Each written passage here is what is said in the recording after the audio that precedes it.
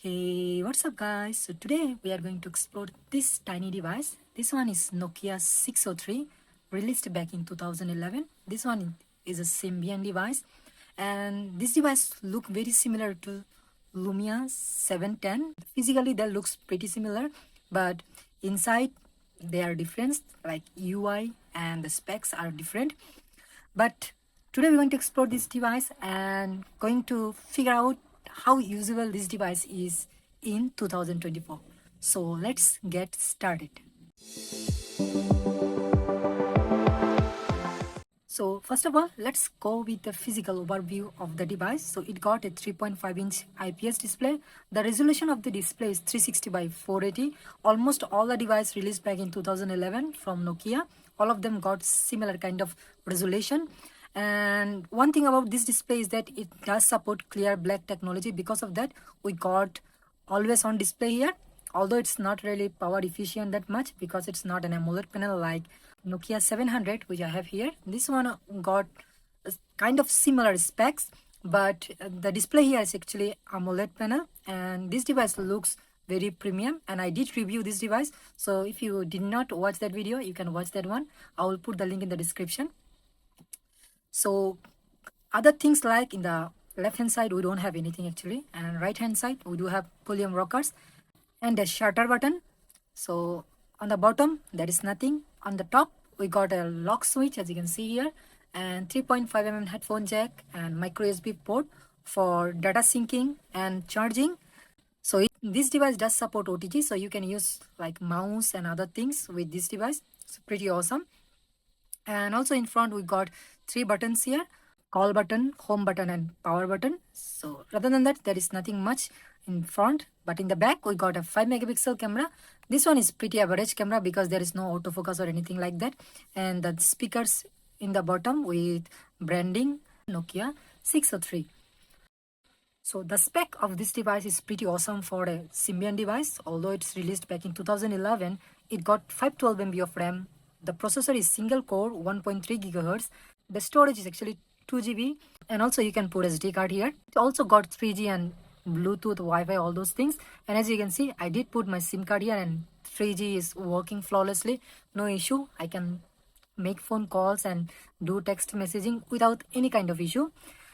Rather than that, I have already flashed a custom firmware here actually, which is Daylight firmware. I have already reviewed Daylight firmware many times on many devices. So if you got one of these devices, I think Daylight firmware is quite good for this kind of devices, because Daylight OS is pretty much bugless and it works pretty fine actually.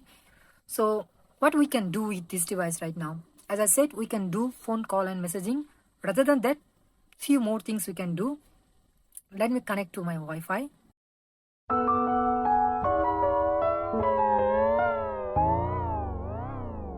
And Wi-Fi is connected. There are many benefits of having a custom firmware. First of all, the UI will be pretty smooth. Everything works flawlessly. And second of all, the firmware is pre-hacked. So whatever application released for Symbian devices, you can install them without any kind of certificate issue. Without custom firmware also you can install all those applications, but you have to hack your device. So what we can do with hacked firmware, or what we can do with this device, first of all, talk about the browsing. So I did install Opera Mini here, which works completely fine. So let me look at the Opera Mini. So as you can see here, we have Opera Mini and Wi-Fi is connected. Let's open Opera Mini, and as you can see, it's pretty fast. And open the Facebook. So as you can see here, the Facebook is still working, and the UI is actually the old UI, but still working flawlessly, no issue with that. And rather than that, I did install few games here actually. So as you can see here, MotoGP 2012, which is my favorite game actually. So it works only on landscape modes, as you can see here. And although it does have accelerometer, but the game does not work in that way actually. You have to tap and then it will work. So it's pretty fast actually on this device because of it's having 512 MB of RAM. So it works flawlessly. Almost all the games you can play here.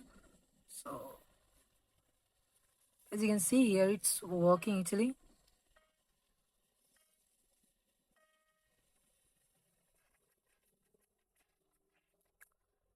there is one more thing I have done actually. So I did install JTube here. Surprisingly, JTube is working and you can play back 720p video. So let's see how does it work. So as you can see here, let's try NCS music because I don't want any kind of copyright. NCS. By the way, the keyboard is also a little bit different than stock UI. As you can see here, the colors are a little different, but it is pretty similar in use. NCS, and as you can see here, pretty fast actually. Go with cartoon.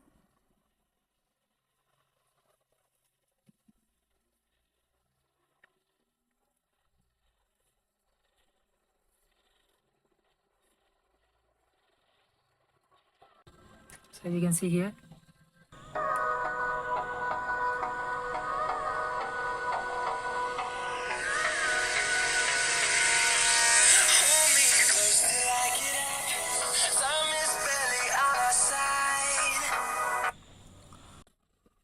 so YouTube is working without any kind of issue. Let me show you which resolution it is right now. Maybe it is in 720p.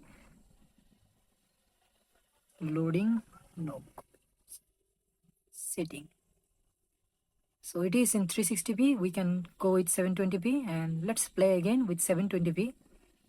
It should work actually. I did try it before.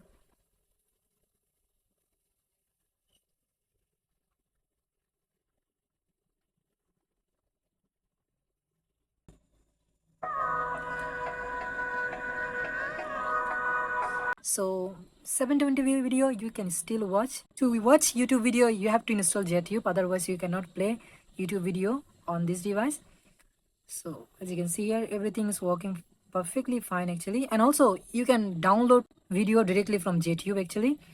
So if you press on download section, as you can see here, it is downloading the video. So you can download 720p video, or if you choose 360p resolution, you can download 360p. So as you can see here, YouTube is working. Few more things you can do actually. You can listen to the music without any kind of issue because we got 3.5mm headphone jack here, and you can play older games. Like I did install Tetris and few other games actually. Those are working, and phone call and messaging still works. This device is actually very compact. The battery lasts very long on this device. It's a cute device and it's still working, and it looks very beautiful. One thing about this device which I have mentioned, it got 5 megapixel camera. So the camera here still works, and also you can shoot up to 720p video, but it's not really that great because of not having an autofocus system. So still you can take picture. As you can see here, it's quite fast and take picture really fast. And as I have installed a custom firmware here, it takes 8 megapixel picture. As you can see here, 8 megapixel. So if I go to here, so I can choose up to 8 megapixel, but still it takes 5 megapixel pictures. It's a custom ROM feature. Rather than that, you can't really do much, but still certainly usable for phone call, messaging, and for music experience. And also surprisingly, YouTube is working. So that's all about Nokia 603, a tiny cute device. Thank you very much for watching, and I will see you in the next one.